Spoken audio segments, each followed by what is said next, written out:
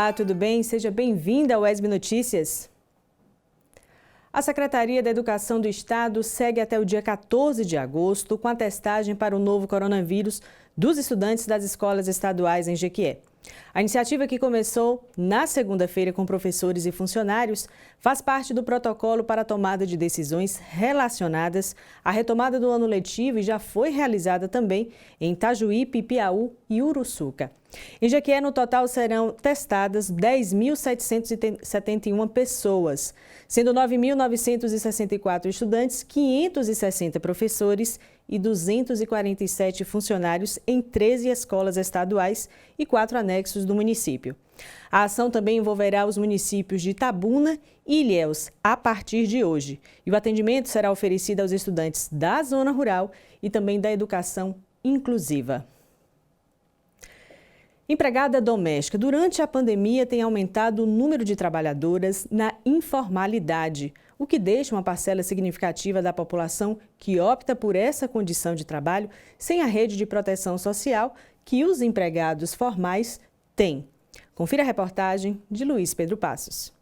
No Rio de Janeiro, foram elas o primeiro alvo da Covid-19. Cleonice, de 63 anos, pegou o vírus na casa da patroa, no Leblon, zona sul do Rio de Janeiro. De olho nesse fato, Cecília, que tem experimentado um aumento na procura pelo serviço, não tem se descuidado. Desde final de maio até agora, aumentou bastante, graças a Deus. Então, tem dias que eu não estou dando conta, né? Porque são muitas clientes. Estou seguindo as normas de segurança, né, desta pandemia. Estou usando máscaras, né, álcool em gel, evitando ter o contato com na casa das minhas clientes, evitando ter o contato com as pessoas, né. Estou sempre reservada em algum cômodo da casa limpando e também seguindo todas as regras necessárias. As medidas descritas por Cecília ajudam a proteger contra o coronavírus. Porém, há um outro fantasma, que ela e tantos outros empregados domésticos convivem diariamente: o fantasma da informalidade.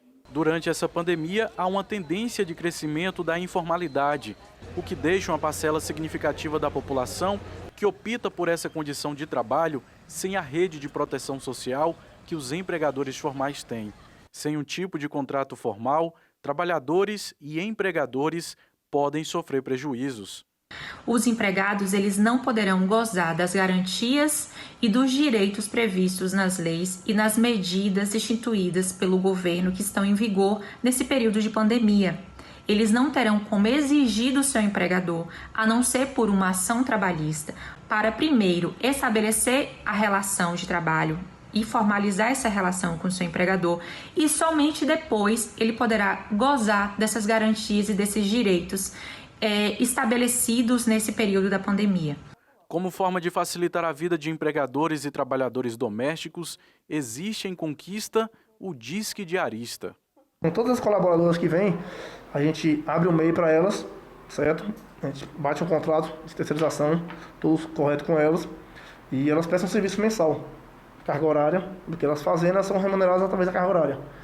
E a gente tem os clientes também que são mensais, a gente tem o contrato também de cliente e tem o contrato de colaboradora.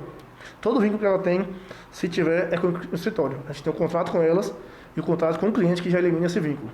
No Brasil dos empregados domésticos, agora na pandemia, é hora de ficar de olho nos direitos e deveres, para que eles não sejam varridos para debaixo do tapete. E olha só, a ONG Ação Cidadania doou 1.000 cestas básicas aos quilombolas das comunidades de Vitória da Conquista. As cestas foram armazenadas na Universidade Estadual do Sudoeste da Bahia e começaram a ser distribuídas na manhã de hoje. A repórter Cristiane Santana conta os detalhes dessa ação solidária para a gente. 1.000 cestas básicas e 1.000 kits de limpeza. Estes são os resultados da campanha desenvolvida pela ONG Ação e Cidadania. Os donativos recebidos foram armazenados e organizados na Sala 3 do módulo Antônio Luiz Santos, na UESB Campus de Vitória da Conquista. E no início da manhã desta sexta-feira, a maioria destas doações foram encaminhadas para as comunidades quilombolas da região. Outras cestas básicas serão doadas à residência universitária. As entregas duram todo o dia de hoje e este sábado também. O trabalho tem a parceria da Prefeitura de Campus da Universidade, a SERG e o setor de transportes. Diante de um cenário de crise sanitária e crise econômica, a desigualdade social se intensifica. É preciso contar cada vez mais com a participação social em ações solidárias para tentarmos diminuir, pelo menos um pouco, o sofrimento de muitas famílias. E a gente fala agora sobre os últimos dados da Covid-19 em Vitória da Conquista. O município registra hoje 3.058 casos da doença e 67 óbitos. Vamos conferir na tela as últimas informações contabilizadas pela Secretaria de Saúde do município. Falando um pouco sobre a curva de evolução da Covid-19 em Vitória da Conquista, 159 casos foram confirmados na reabertura do comércio no dia 1º de junho. 3.058 casos confirmados na data de hoje, 7 de agosto, sexta-feira. A média de 2.899 casos confirmados em 60 dias, chegando aí a 3.058 casos.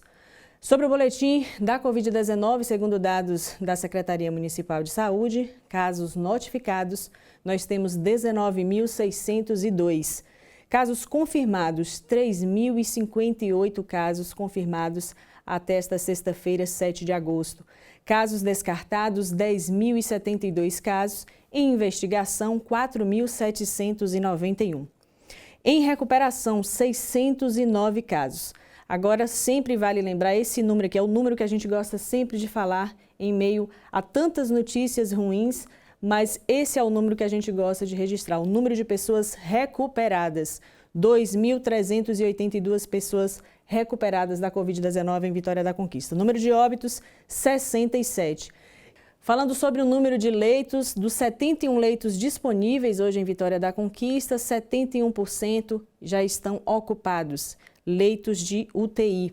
Falando sobre os leitos clínicos, dos 98 leitos ofertados, 52% desse número já está também, são números que 52% já estão sendo ocupados no nosso município. Falando um pouco sobre o índice de ocupação de leitos, segundo dados da CESAB, a Secretaria de Saúde do Estado, dos 71 leitos que estão sendo ofertados, 64% já estão com a sua ocupação. E dos leitos clínicos, dos 98 que estão sendo ofertados, segundo dados da CESAB, 55% desse número já está sendo também ocupados. Falando sobre a ocupação geral, dos 169 leitos disponíveis, no geral, 59% já estão sendo ocupados, segundo dados também da CESAB, a Secretaria Estadual de Saúde, e desses 99 pacientes internados em Vitória da Conquista com a Covid-19.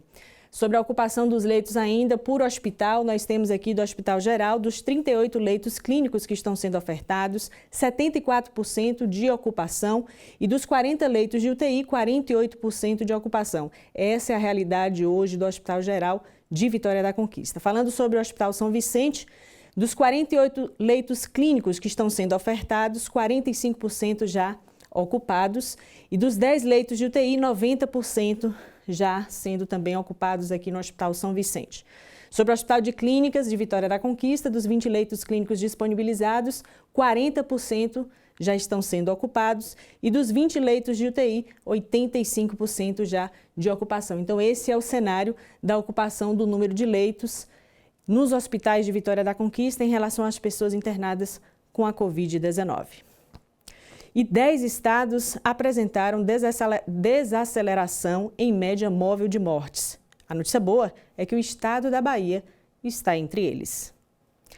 E neste domingo é Dia dos Pais. Nesse momento de isolamento social, as confraternizações ficam comprometidas.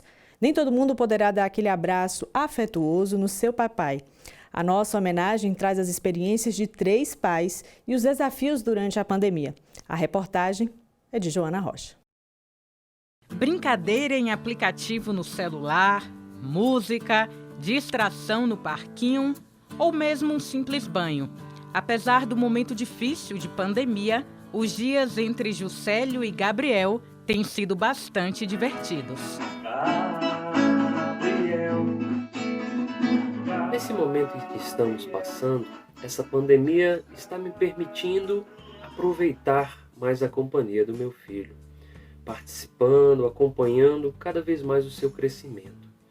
Tem sido difícil a gente ficar em casa, estar recluso, mas eu confesso, a gente tem se divertido. Pai de primeira viagem, Juscelio diz que o exemplo que tem do seu pai é fundamental ao exercer esse papel na vida do filho. Tenho um belo exemplo de pai, que é o seu Júlio, meu pai, que me ensinou os valores da vida e assim eu tento passar para o meu filho. O tão desejado sonho da paternidade chegou com adversidade em dobro para Rony, o que só fez aumentar a responsabilidade do mais novo papai.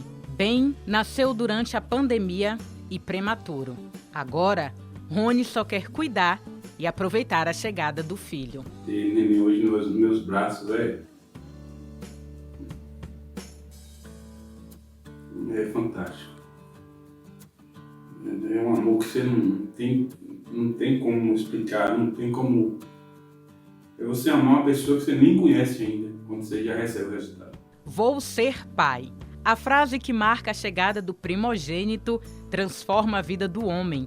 Ser pai de primeira viagem traz desafios que só o tempo e a convivência ensinam. Experiência que esse papai lá de Jequié tem de sobra e exerce com alegria. Um momento muito gratificante, um momento em que, com certeza, a gente vivencia e aprecia ainda mais essa dádiva, né, de ser pai e de poder ter filhos e estar ao lado deles. Comemorado anualmente no Brasil, sempre no segundo domingo de agosto, o Dia dos Pais 2020 pode até ser diferente neste ano por causa do novo coronavírus. Mas se tem uma coisa que nunca muda, são as homenagens e os agradecimentos. A gente ainda não tinha definido uma programação, mas tudo indica que é um almoço em casa mesmo, né, ao lado da família mais uma vez. Vai ter presente surpresa? Pelo olhar dele vai ter algum presente surpresa, alguma lembrancinha feita à mão mesmo, e com certeza é a alegria de poder participar desse momento da vida deles um pouco mais perto e desfrutar, né, do que é realmente ser pai de verdade. Nesse Dia dos Pais, não poderei estar junto do meu pai, que mora em outra cidade, mas curtirei bastante o carinho e o amor do meu filho. Ao meu pai e a todos os pais, um feliz Dia dos Pais. O dia dos Pais com meu filho é fantástico. Tá o tempo todo aqui do ladinho dele, cuidar, dar banho, ajudar a mãe na rotina e passar o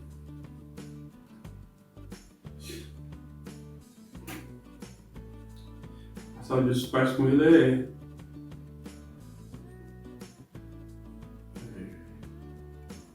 é a melhor coisa que vai acontecer pra mim na vida.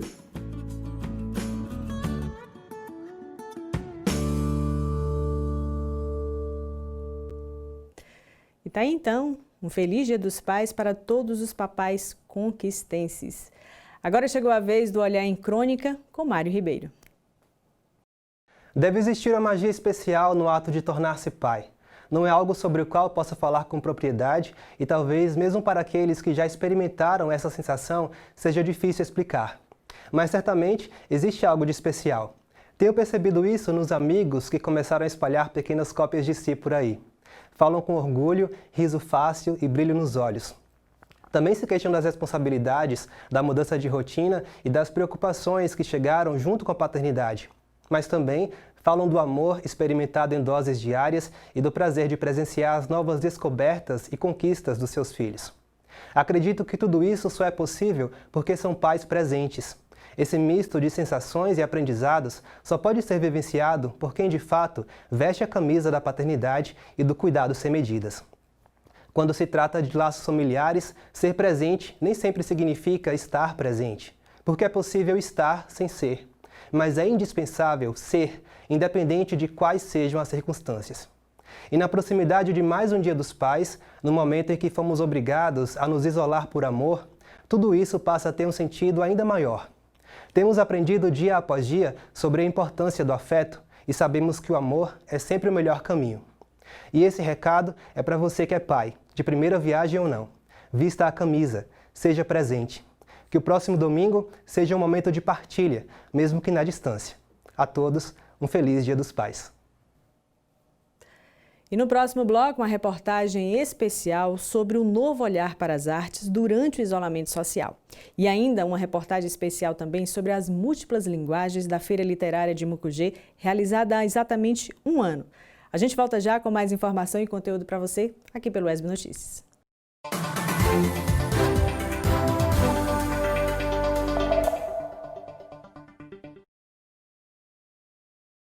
E a Universidade Estadual do Sudoeste da Bahia completa 40 anos agora em 2020.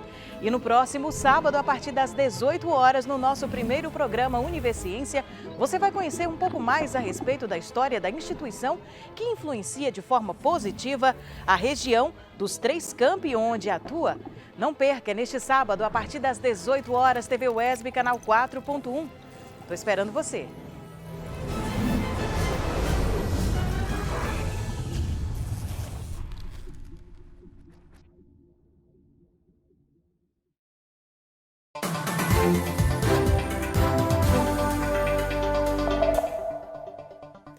Já estamos de volta aqui pelo ESB Notícias. E essa foi mais uma madrugada fria em Vitória da Conquista. Os termômetros registraram a mínima de 13 graus, com sensação térmica de 9. E o frio insiste em continuar pelos próximos dias. É hora de saber então como ficam o tempo e a temperatura em Vitória da Conquista e em algumas cidades da região.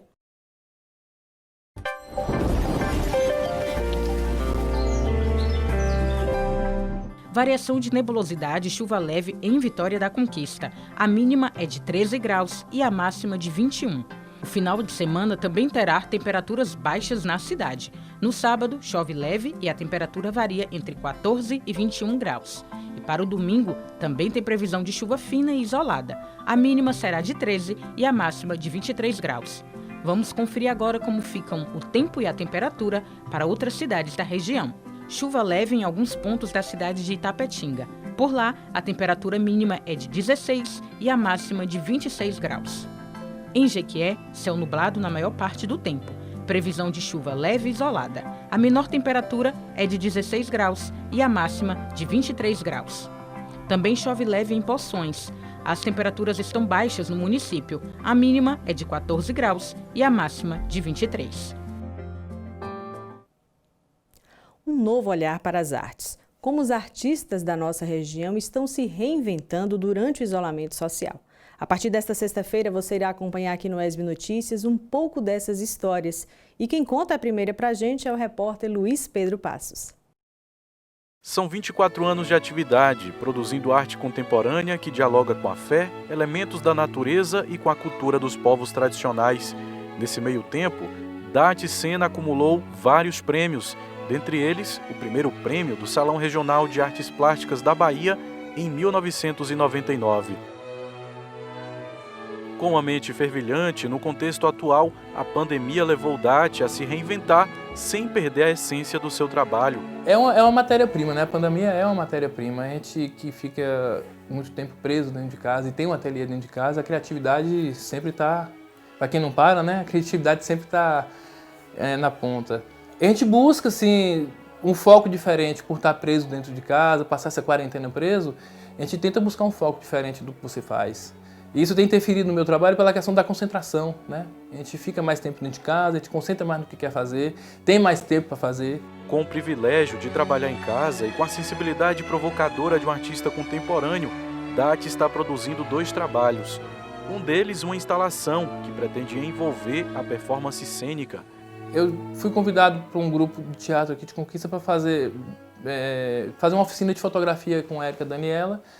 E eu fiz essas fotos, que foi a apresentação desse grupo, o Cajimi. Passou alguns meses, eu já estava trabalhando com esse tema da questão do desmatamento, que isso aí a gente está vivendo hoje, infelizmente, essa crise política que o Brasil vive hoje, né? A gente está vivendo essa questão do desmatamento, os bichos vão morrendo, os caçadores não têm mais como se alimentar, eu digo, os índios não têm como mais se alimentar porque está tendo muito desmatamento. Eu peguei esse mote e botei o título Oxóssi Pede Espaço, porque o grupo casou para o que eu queria. Eu fiz a fotografia que não esperava ser dessa maneira. Quando eu botei as fotografias no programa para edição, eu percebi que era o que eu queria, sem nem ter combinado nada. E aí estamos fazendo foto-instalação, vamos refazer as fotografias dentro do estúdio, para daí fazer um trabalho com performance, instalação e fotografia. Esse trabalho já estou focando nele há muito tempo, até para poder desenvolver uma linguagem maior, para poder botar junto com um grupo de teatro uma exposição grande, né? Que pode começar aqui em Vitória da Conquista. O outro é a pintura de 3 quadros artísticos com o tema Anjos e Profanos, que trata de religiosidade, misturando elementos contemporâneos com imagens clássicas. Eu quis mostrar um pouco da sensibilidade espiritual das crianças, né? Essa sensibilidade que poucos temos quando adulto, que a gente se perde com o materialismo. Eu busco retratar na pintura de Anjos Profanos figurativos, como por exemplo, figurativos ligados a santos, a imagens sacras, porém com a minha pitada contemporânea, né? Eu estou realizando esse trabalho que é parte do Anjos Profanos, falta muita coisa ainda, mas aqui vai simbolizar uma entidade ou um santo ou uma santa, a depender de quem está vendo. Então, Anjos Profanos é isso, é mostrar uma outra característica da pintura, que você acha que o tema tem a ver com a pintura, mas quando você observa, ela vai estar lhe mostrando uma figuração religiosa com um tema totalmente diferente da religião. A arte contemporânea está totalmente presente no trabalho de Datcena. Os elementos das suas obras incentivam a reflexão subjetiva, fazem emergir a liberdade de expressão que podem provocar diferentes sensações nos apreciadores. A arte contemporânea ainda é um pouco massacrada em Conquista, a galera ainda não tem essa questão de conhecer um pouco mais da arte contemporânea. É um município que tem uma cabeça boa culturalmente falando, porém as pessoas ainda pensam um pouquinho fechado em relação à arte contemporânea. E a arte contemporânea é isso, é chocar. Você colocar elementos contemporâneos dentro de imagens que a gente já está acostumado a ver, que é uma coisa mais antiga, uma coisa mais sacra. A intenção é essa, de fazer essa mistura do que é contemporâneo e do que é antigo para poder chocar nessa questão mais religiosa.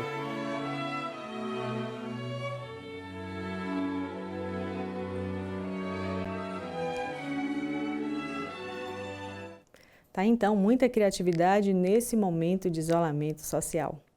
Bom, e há um ano o Coração da Chapada Diamantina sediava a 4ª Feira Literária de Mucugê, com a cobertura exclusiva da TV e Rádio ESB.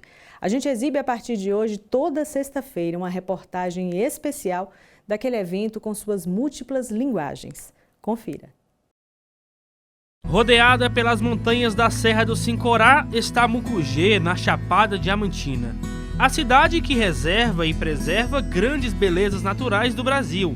São trilhas, cachoeiras, museus que contam histórias. E a cidade é palco de uma das feiras literárias mais importantes da Bahia, que reúne milhares de visitantes, a Fligê. A vinda da Fligê para cá foi um grande impacto para toda a nossa população, porque aí a gente pode expressar nossas culturas para o Brasil e para o mundo. É uma coisa muito importante para a gente, pois é uma responsabilidade muito grande de estar transmitindo isso para as pessoas que estão aqui, para os turistas que vêm visitar a Fligê. A Fligê está já definido no calendário como um dos grandes eventos da cultura na Bahia. A Fligê é um espaço aberto para literatura, audiovisual, poemas, conversas, brincadeiras, shows, uma construção coletiva.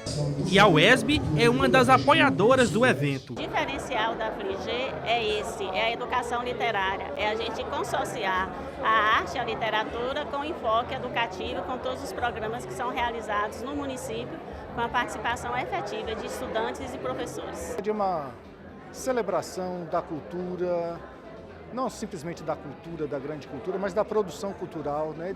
Desde os grandes escritores nacionais, os escritores regionais, escritores locais, contadores de histórias, romancistas de cordel, todas as pessoas que produzem narrativas sobre a vivência humana, né? Um ambiente onde artistas novos e experientes se encontram, um espaço de descobertas. Eu tenho um amigo que ele não gosta de ler, e aí eu trouxe ele aqui e ele gostou muito do que ele viu aqui dos estilos de livro. A literatura é uma arte que transforma vidas, mentes e alma também. Neste cenário tão bonito da Chapada Diamantina, ter contato com tantas leituras, com tanta literatura, é tão importante.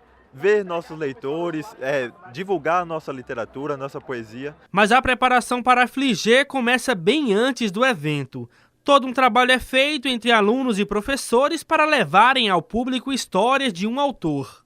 As escolas, sejam municipais, do estado ou até mesmo as particulares, as menores, elas se preparam para isso. Os artistas se preparam para isso. E nós compreendemos a importância dessas feiras, primeiro para a divulgação da importância da leitura. É importante os projetos de leitura, estimular as crianças desde ali o colo da mãe, ou até mesmo o ventre, quando se lê historinhas ou se cantam para aquelas pessoas que estão ainda na gestação, até os adultos. E o que muito nos alegra é a presença dos estudantes das escolas públicas. Aqui é um exemplo disso, inclusive a abertura com as manifestações populares da região.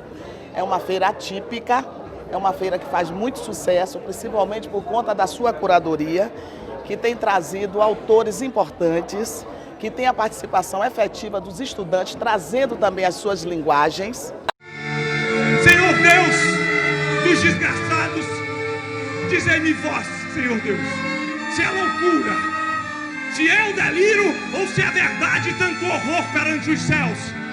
Ó mar, por que não apagas com a esponja de tuas vagas, de teu manto este borrão?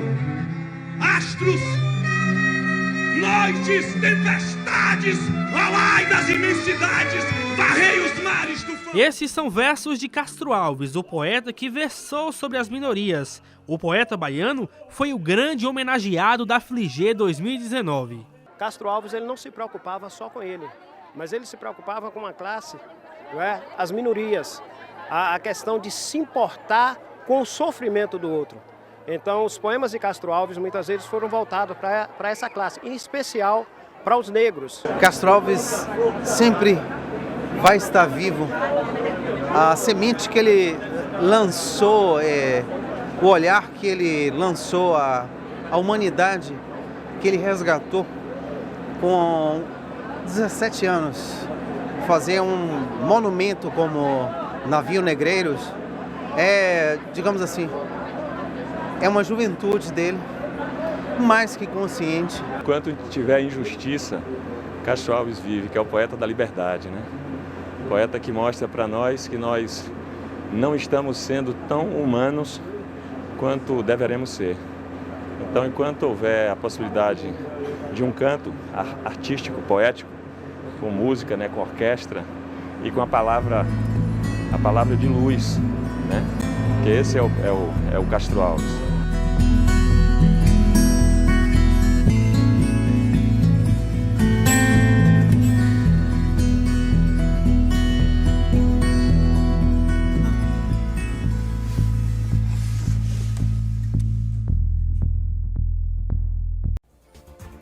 Aí então, um evento que deixou muita saudade. Bom, e o ESB Notícias fica por aqui. Para rever os nossos telejornais, acesse o nosso canal no YouTube. Para mandar a sua sugestão, entre em contato com a gente pelo nosso WhatsApp 34248763. E por conta do nosso rodízio de apresentadores, na próxima semana, Tiago Henrique assume a bancada do ESB Notícias. A gente finaliza essa edição de hoje com a participação do Concerto dos Sertões e Outras Terras, na voz inconfundível de Elton Becker. A gente se vê no final de agosto. Obrigada pela companhia, se cuidem e fiquem com Deus. Olá, amigos da TV UESB, eu sou Elton Becker e gostaria de compartilhar com vocês trechos do nosso Concerto dos Sertões e Outras Terras, que encerrou a programação anual do Centro de Cultura Camilo de Jesus Lima no ano de 2018. É um momento que gosto bastante desse concerto, que é um instante em que eu leio trechos do livro Os Sertões de Euclides da Cunha, acompanhado por peças ao violão solo, executadas pelo maestro João Omar de Carvalho Melo, e esse é um momento que com muita alegria eu gostaria de reviver aqui com vocês. Acompanhem e muito obrigado à TV UESB. escrito nos raros intervalos de folga de uma carreira fatigante, este livro, que a princípio se resumia à história da campanha de Canudos, perdeu toda a atualidade. Remorada a sua publicação, em virtude de causas que temos por escusado apontar. Demos-lhes por isto outra feição, tornando apenas variante de assunto geral o tema, a princípio dominante, que eu sugeri. Aquela campanha de Canudos lembra um refluxo para o passado, e foi, na significação integral da palavra, um crime. Denunciemo-lo, e tanto quanto permitir a firmeza do nosso espírito, façamos jus ao admirável preceito de Taine sobre o narrador sincero e que encara a história como ela o merece. Euclides da Cunha, São Paulo, 1901.